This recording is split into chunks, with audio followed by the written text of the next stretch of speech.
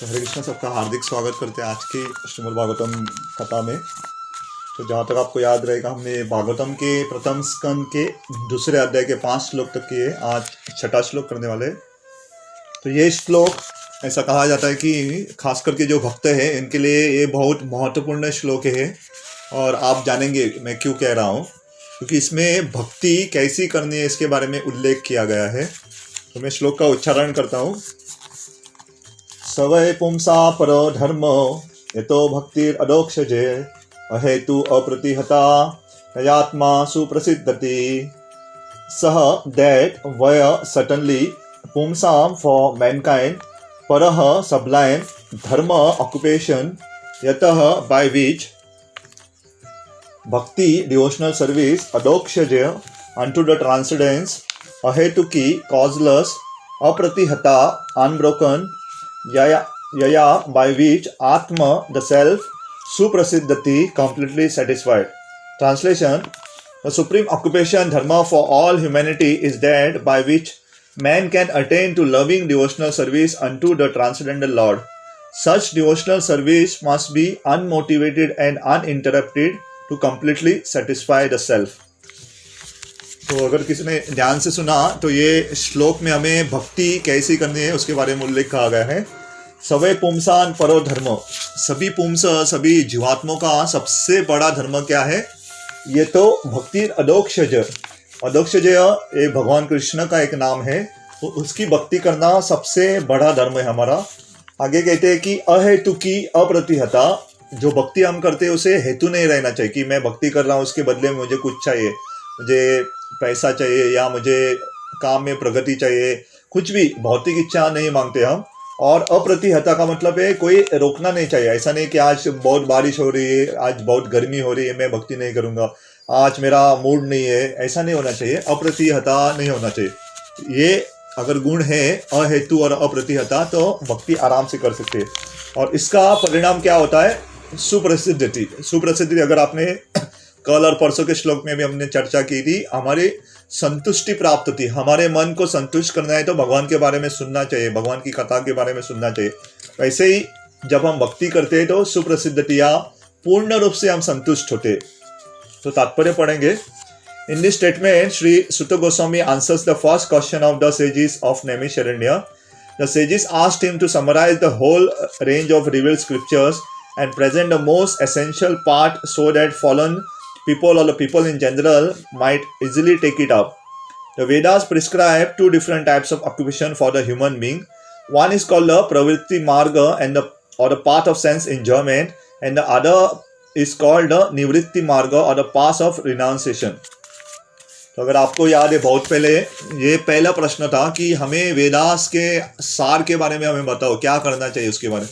क्योंकि वेदास में अनेक चीज़ कही गई, ये करो ये करो ये करो, लेकिन सुत गोस्वामी से नैमिषारण्य के ऋषि ने पूछा था कि हमें वेदा के सारों के बारे में बताओ, क्या करना है ठीक से बताओ करके। तो क्या करना है? अदोक्ष जी, भगवान कृष्ण की भक्ति करनी है। तो प्रभुपाद लिखते हैं 2 प्रकार के मार्ग है। ये कहा जाए प्रवृत्ति मार्ग। प्रवृत्ति मार्ग का मतलब है भोग वस्तु करके या भोग करते हुए हमारा जीवन बिताना।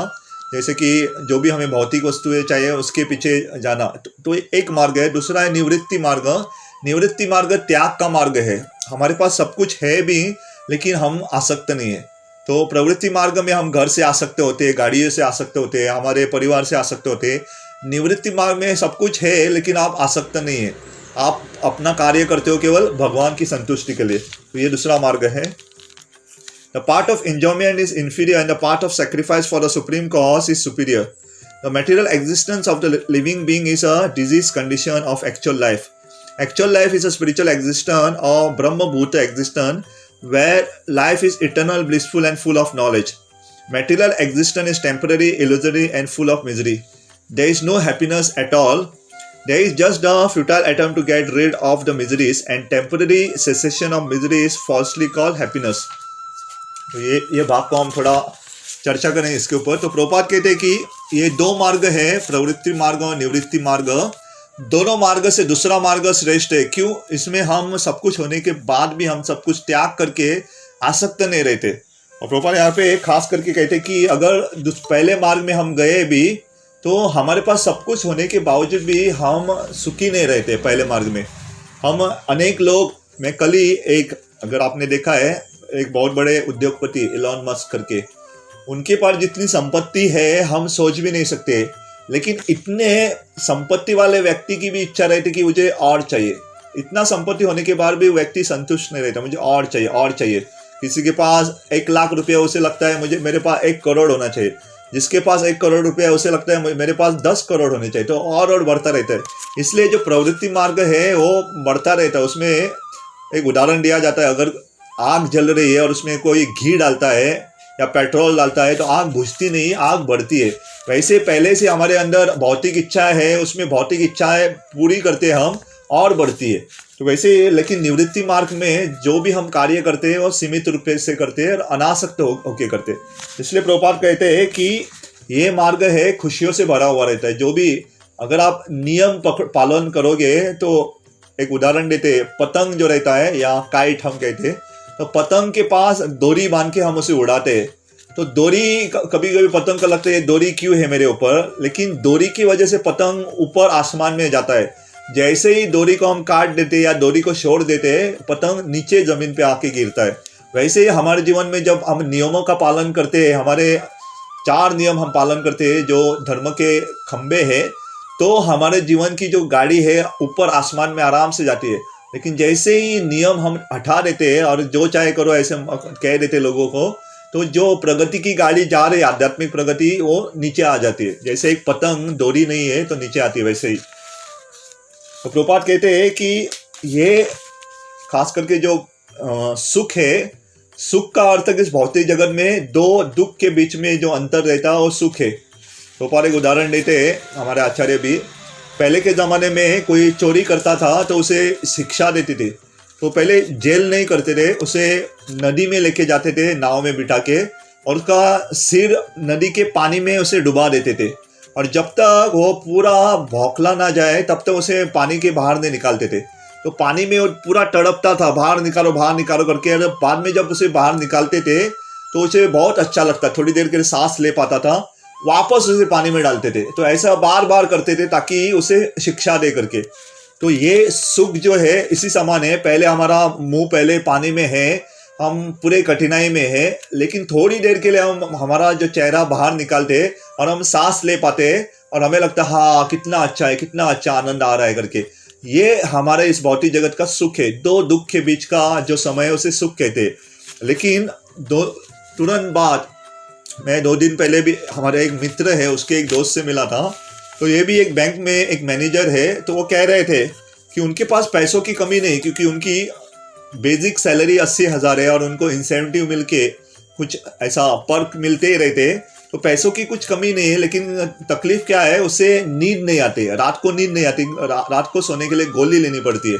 तो मैं सोच रहा था हमारा यहाँ पे उल्टा है, हमें ज़्यादा नींद आती है, प्रॉब्लम कभी कभी रहता है। कम नींद होती है, ऐसा भक्तों को तो कभी प्रॉब्लम नहीं होता है, क्योंकि जो संतुष्ट या भगवान की भक्ति करता है, क्योंकि मन इतना संतुष्ट रहता है, आराम से सो सकता है। लेकिन लोग ऐसे भी, उनके पास सब संपत्ति है लेकिन सो नहीं पाते, सोने के लिए भी उसे दवाई खानी पड़ती है। तो ऐसी भक्ति जो करता है उसका मन बहुत शांत रहता है। कल भी हमने एक युवा कार्यक्रम लिया था मोरजिम में। तो अनेक बार वहाँ पे एक भक्त मुझे कह रहे थे कि आमतौर पे जब भी हम नाम स्मरण करते हैं, भक्ति में आते हैं और हमें नाम स्मरण करने के लिए बैठना पड़ता है और बैठ के नाम स्मरण पहले पहले करना पड़ता है, तो बहुत से लोगों को एक माला 10 मिनट के लिए बैठना भी नहीं होता। तो एक कल लड़का आके मुझे कह रहा था कि पहली बार जिंदगी में मैं 1.5 घंटा एक जगह पे बैठा, 1.5 आवर्स। तो क्योंकि हमारा लेक्चर था बहुत 8:30 बजे शुरू हुआ था, 11 साढ़े 11 बजे तक चला। तो पूरे समय वो बैठ के सुन रहा था। तो उन्होंने कहा कि जिंदगी में पहली बार मैं 1.5 घंटा तक बैठा। तो मैं याद कर रहा था कि मेरे जब हमने शुरुआत में जपा करते थे तो मुझे भी 2 माला भी बैठ के करने को होता नहीं था, क्योंकि मन इतना चंचल है कि मन कहता है उठो उठो, पाँव दुखता है, कुछ तो होता है। लेकिन भक्ति हमारे मन को इतना शांत करते हैं कि आराम से 2 घंटा 3 घंटा 4 घंटे तक बैठ के सुन सकते हैं, बैठ के नाम स्मरण कर सकते हैं। तो ये भक्ति की शक्ति है कि जो पहले मन अशांत रहता था अभी शांत हो गया। अर्जुन भी भगवत गीता में कहते हैं कि इतनी मेरे पास शक्ति है कि मैं जो वायु है या हवा है उसे भी मैं नियंत्रित कर सकता हूँ, लेकिन मेरे मन को मैं नियंत्रित नहीं कर सकता हूँ। और कृष्णा जी कहते हैं कि जो भी व्यक्ति आप संयमित या त्याग करके, त्याग की भावना से और प्रशिक्षण से या प्रैक्टिस ऑन रिनाउंसेशन, बार बार उसे मन को वापस कहा जाता है, उसे वापस केंद्र में लाओ, भगवान के नाम पे प्रति डालो, और ये बार बार होना चाहिए, प्रैक्टिस करनी चाहिए। और ये होना चाहिए, रिनाउंस होना चाहिए या त्यागी होना चाहिए। ऐसा नहीं सोचना अरे मेरा पीछे का नहीं सोचना चाहिए और आगे का भी नहीं सोचना चाहिए। हमारा मन ना हमें दो चीज़ों से फंसाता है, ये थोड़ा ध्यान से सुनिएगा। पहला तो पीछे जाएगा, पीछे का मतलब हमारा पास्ट, भूतकाल में जाएगा, हमारा क्या हुआ, रे मैं कितना अच्छा था पहला, मैं काश ऐसा होता तो ऐसा करते। भूतकाल में जाके मन हमें फंसाता है। और भविष्य में जाएगा, ऐसा होगा तो ऐसा, हम अगर मेरे पास अच्छा घर आएगा, मैं अच्छे पेड़ लगाऊंगा वहाँ पे, बाद में मैं अच्छा नाम स्मरण करूंगा। प्रभुपाद के एक शिक्षक थे, वो सोचते थे मैं छोटी सी कुटिया बांधूंगा और बाद में भगवान का नाम अच्छे तरह से करूंगा। अगर और वर्तमान काल में या प्रेजेंट में रहना ही भूल जाते हैं, या तो आप पास्ट में जाते हो, पिछले जो हुआ उसके बारे में विचार करते हो, या भविष्य में जाते हो। पिछले का विचार करके हमें पछतावा होता है, ये शायद ऐसा करना चाहिए था, ऐसा करने, और आगे का विचार करके हमें भय लगता है, ऐसा नहीं हुआ तो क्या होगा करके। तो दोनों में मन हमें फंसाता है और भगवान की शरण लेने में हमें तकलीफ होती है। इसलिए हमारे आचार्यगण कहते हैं कि अभी जो आपकी स्थिति है, इस स्थिति में सबसे बढ़िया आप भगवान को कैसे दे सकते हो वो करना चाहिए। अगर आपके पास ऐसी सुविधा नहीं है तो जो सुविधा आपके पास है उससे ही आप भक्ति कर सकते हो।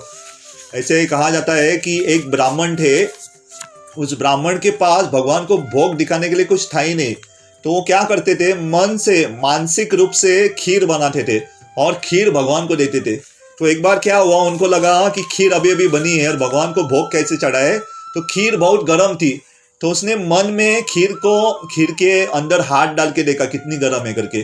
तो हुआ क्या, उसकी उंगली सच्ची रूप में जल गई, क्योंकि हालांकि वो मन से भगवान को भोग अर्पण कर रहे थे, लेकिन मन से भोग अर्पण करते समय भी उसकी उंगली जल जाती है। इसका मतलब क्या है, भगवान हमारी मन से, मानसिक रूप से भी अर्पण किए हुए चीज़ें ले लेते हैं, क्योंकि भगवान के लिए हमारी भावना ज़्यादा श्रेष्ठ है, ना कि जो चीज़ हम दे रहे। तो यहाँ पे वापस हम आएंगे।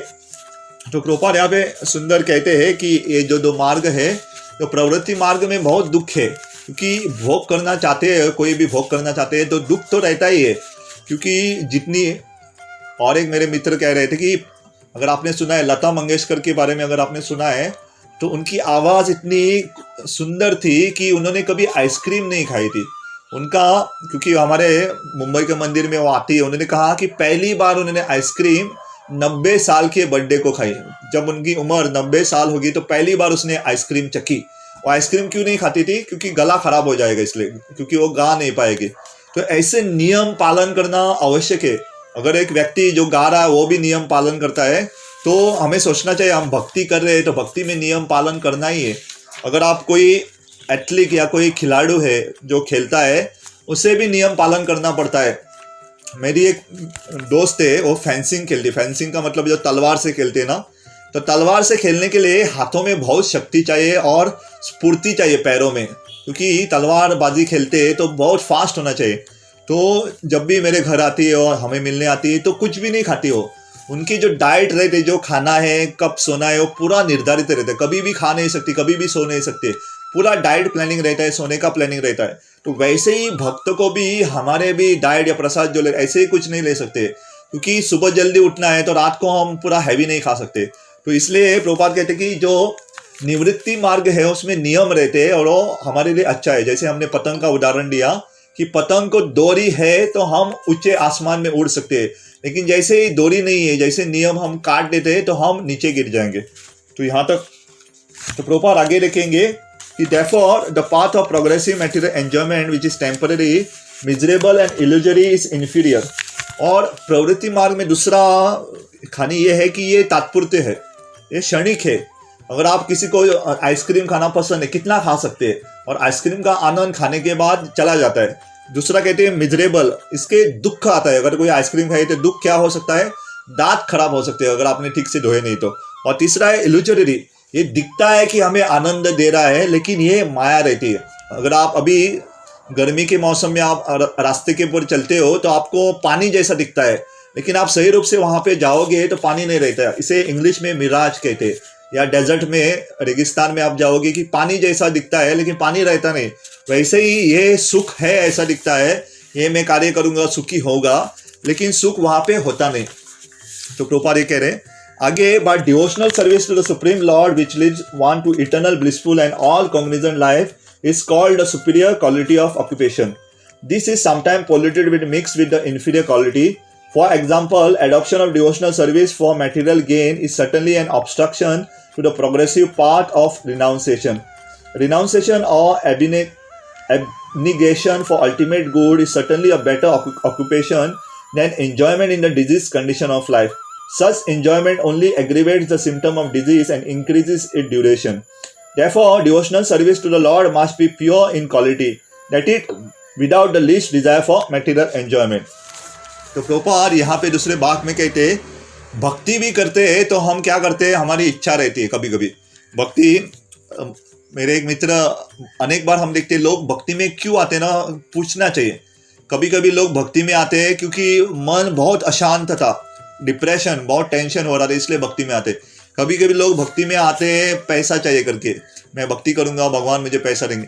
तो भगवद गीता में भगवान 4 लोगों के बारे में वर्णन करते हैं जो भक्ति मार्ग को स्वीकारते। सबसे पहले जो बहुत दुखी है, दुखी व्यक्ति भक्ति मार्ग में तुरंत आते हैं, क्योंकि इतना संसार में दुख देखा है, तो भक्ति करके उसे सुख प्राप्त होगा ऐसा सोच के वो भक्ति मार्ग में आते हैं। दूसरा व्यक्ति जो है उसे धन की अभिलाषा रहती है, उसे पैसा चाहिए रहता है, उसको कुछ तो संपत्ति चाहिए रहती है, इसलिए वो भक्ति मार्ग में आता है।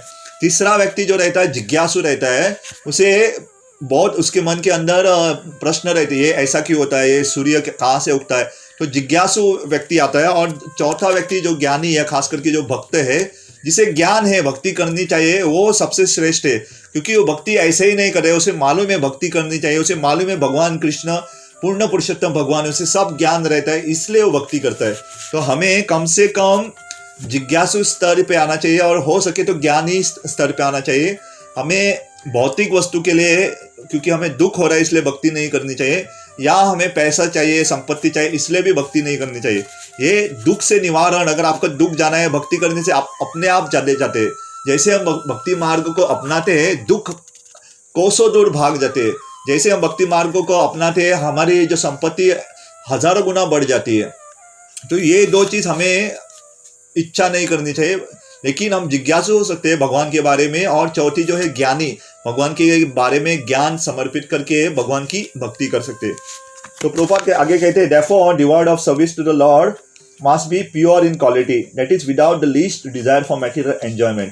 तो जो भगवान की भक्ति अहेतु की कहा गया है, अहेतु मीन्स कुछ हेतु होना नहीं चाहिए, मैं भक्ति कर रहा हूँ इसलिए मुझे कुछ चाहिए। प्रहलाद महाराज का मैं उदाहरण कहता हूँ। प्रहलाद महाराज के सामने नरसिंह भगवान प्रकट हुए, अभी अगले महीने नरसिंह चतुर्दशी है। तो नरसिंह भगवान जैसे ही प्रकट हुए तो प्रहलाद महाराज से उन्होंने पूछा आपको क्या चाहिए वो मांगो करके। तो प्रहलाद महाराज जी ने उत्तर जो दिया हमें ध्यान से सुनना चाहिए। प्रहलाद महाराज ने कहा मैं आपसे कुछ नहीं मांगूंगा, क्योंकि अगर मैं मांगता हूँ आपसे कुछ तो ये क्या होगा, व्यापार, बिजनेस हो जाएगा, कि मैं आपसे कुछ मांग रहा हूँ आप मुझे दे रहे हो, तो आदान प्रदान ऐसा। तो मैं व्यापार नहीं करना चाहता आपसे, लेकिन आपकी इच्छा है अगर कुछ देना ही चाहते हो तो जो भी लोग यहाँ पे इस भौतिक जगत में हैं उनको आप भगवत धाम लेके जाओ। तो प्रहलाद महाराज की इतनी दया है, उन्होंने कहा कि मैं इस धरती पे रहूंगा कब तक, जब तक एक भी जीवात्मा यहाँ पे है उनको मैं उद्धार करने के लिए रहूंगा। तो ऐसे बड़े भक्त रहते वो लोगों का जन कल्याण के बारे में ही सोचते, लोगों का उद्धार करने के लिए आते। हमें नहीं सोचना चाहिए कि ऐसे बड़े बड़े भक्त जैसे नारद मुनि है, व्यासदेव जी है, प्रहलाद महाराज ऐसे ही नहीं आते। ये भक्त इस भौतिक जगत में आते हैं ताकि हमें प्रेरणा दे और हमें मार्गदर्शन करे करके। अगर कल एकादशी थी और एकादशी का महात्म्य आपने ठीक से पढ़ा है अगर या सुना है कल, तो मुझे लगता है यहाँ के भक्तों ने जो नाम लिख रहे, मुझे 100% श्योर में बहुत भक्तों ने सुना है कल का एकादशी महात्म्य। तो बहुत तरह के दान के बारे में वर्णन किया गया था, अगर आपने ध्यान से सुना है। तो सबसे बड़ा दान कहा गया है उसमें कन्यादान, कन्या को हम जब दान करते हैं पिता, वो एक बहुत बड़ा दान है। लेकिन आपने आगे ध्यान से सुना है तो उससे भी बड़ा जो दान रहता है किसी को विद्या देना, किसी को भगवान के बारे में विद्या दे, और खास करके जो अविद्या वाला, जिसके पास ज्ञान नहीं, उसे हम जब भगवान के बारे में बताते हैं, ये सबसे बड़े ज्ञान दान से माना जाता है। सबसे बड़ा दानी कौन है? जो विद्या देता है करके। तो ऐसे बहुत प्रकार के दान रहते हैं, तो विद्या दान करना भी बहुत श्रेष्ठ है। हमें अगर कुछ भगवान के बारे में मालूम है, हम जब किसी को बताएंगे तो सबसे बड़ा दान है। यहाँ तक इसके बारे में भगवान श्री कृष्ण स्वयं कहते हैं भगवद गीता के 18वें अध्याय में कि ये ज्ञान मैंने अर्जुन आपको दिया है, जो भी ये ज्ञान दूसरों को बांटेगा वो मेरा सबसे प्रिय भक्त बनेगा। मिस प्रियो से मी, जो कहते हैं कि सखा, आप तो मित्र हो, लेकिन आपको अगर मेरा प्रिय भक्त बनना है तो ये भगवद गीता का ज्ञान दूसरों को बांटो। तो हमारा ये छोटा कार्य रहता है कि हम भी प्रयत्न करते हैं कि लोगों को जिसे भगवान के बारे में मालूम नहीं है उसे भगवान के बारे में बताना। और ये अगर कोई करता है तो भगवान कृष्ण के बहुत प्रिय निकट के भक्त बन जाएंगे, क्योंकि हम भगवान का ज्ञान दूसरों को बता रहे। तो प्रभुपाद यहाँ पे वही कह रहे कि हमारी जो भक्ति है हेतु नहीं होना चाहिए। और ये जानना बहुत आवश्यक है, क्योंकि लोग भक्ति में भी आते हैं लेकिन कुछ हेतु लेके आते हैं। मेरे शुरुआत के दिनों में मालूम है कि क्योंकि मैं पढ़ाई करता था, तो मेरा एक दोस्त था, उन्होंने देखा कि मैं भक्ति में आके मेरे मार्क्स अच्छे आ गए, क्योंकि सारी भाषा में बताऊँ, मैं 2nd क्लास आता था पहले, डायरेक्ट डिस्टिंक्शन आ गया। तो उसे लगा कि नाम स्मरण करने से अच्छे मार्क्स आते, तो नाम स्मरण करने लगा। और एक माला नहीं, डायरेक्ट 16 माला से शुरू की। और जैसे ही एग्जाम पास होके उसे काम मिला, नौकरी मिले, माला बंद किया। क्योंकि माला क्यों करता था? अच्छे मार्क्स आए करके। मार्क्स आए उसके अच्छी नौकरी भी मिली, लेकिन बाद में भगवान को भूल गया। ऐसा हमारा नहीं होना चाहिए। हम हेतु के साथ भगवान की भक्ति नहीं करनी चाहिए। भगवान की भक्ति अहेतु होनी चाहिए। अगर मार्क्स अच्छे आए या न आए, हमें भक्ति करनी चाहिए। तो ये प्रभुपाद कहते हैं, तो one should therefore accept the superior quality of occupation in the form of the devotional service of the Lord without any tinge of unnecessary desire, fruitive action and philosophical speculation. This alone can lead one to the perpetual solace in his service. तो ये अगर कोई करेगा अहेतु रख के तो शांति प्राप्त होती है। हेतु लेके अगर कोई भक्ति करता है ना, उसका मन बहुत अशांत रहता है, और खास करके उसकी हेतु पूर्ण नहीं होती तो भक्ति भी छोड़ के जाता है। अगर समझो कोई भक्ति में आया इच्छा लेके कि उसे एक अच्छी नई गाड़ी चाहिए, कार चाहिए करके, और उसे कार मिलती है तो भक्ति अच्छी तरह से करता है, आगे जाती है उसकी भक्ति। लेकिन उसकी इच्छा थी कार मिले और कार नहीं मिलती उसे, तो क्या करता है, कभी कभी वो भक्ति छोड़ देता। अरे मैं और किसी के पास जाऊंगा, शिव जी के पास जाता हूँ, या गणेश जी के पास जाता हूँ, या पार्वती देवी के पास, और किसी देवी देवता के पास जाके उनसे मांगता हूँ। लेकिन भक्ति में हेतु होना नहीं चाहिए। We have purposely denoted dharma as occupation because root word meaning of word dharma is that which sustains one's existence. A living being's sustenance of existence is to coordinate his activity with his eternal relation with the Supreme Lord Krishna. तो प्रभुपाद ने जो धर्म है उसका जो अर्थ English में devotional या service या सेवा, जो सर्विस कहा गया है, ऑक्यूपेशन, हमारा जो काम है, तो धर्म का भाषांतर उन्होंने काम करके दिया है। मीन्स हमारा क्या करना है, भगवान की सेवा में क्या कार्य करते हैं। बहुत तरह के कार्य रहते हैं, जैसे भगवान का नाम स्मरण कर सकते हैं, भगवान के मंदिर को झाड़ू लगा सकते हैं, भगवान के लिए आप पानी लेके आ सकते हो, भगवान के लिए फूलों की माला बना सकते हो। बहुत प्रकार के कार्य रहते। तो धर्म को प्रभुपाद ने ऑक्यूपेशन का नाम दिया है, मीन्स काम करके। तो धर्म क्यों? क्योंकि ये जो एक वस्तु है हमारे अंदर से नहीं निकाल सकते। जैसे प्रभुपाद दूसरी जगह पे उदाहरण देते हैं, शक्कर जो रहती है उसका धर्म क्या है? मिठास। अगर शक्कर मीठी नहीं है तो शक्कर नहीं है। अगर मैं आपको सफ़ेद कुछ वस्तु देता और आप चख के देखते हो कि वो मीठी नहीं है, तो आप कहोगे कि ये शक्कर नहीं है, क्योंकि शक्कर का धर्म है मिठास, या वो बहुत मीठी रहती है। वैसे नमक का धर्म है नमकीन। अगर मैं आपको कुछ पाउडर देता और वो नमकीन नहीं है तो वो नमक नहीं होगा और कुछ होगा।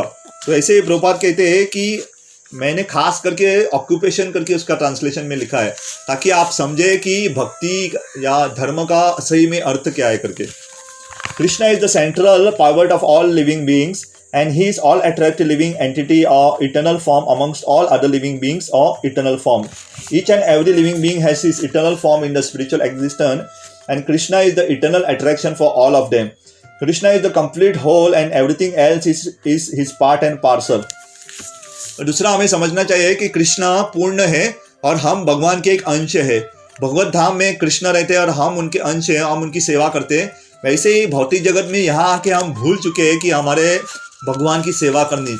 लेकिन जैसे ही हमें कोई याद दिलाता है गुरु के रूप से, तो हम भक्ति जब करते हैं तो हमारे जो वास्तविक स्थिति है, जो हमारा वास्तविक स्वरूप है, उसमें हम कार्य करना शुरू करते हैं। और अंतिम के 2 लाइन पढ़ेंगे हम।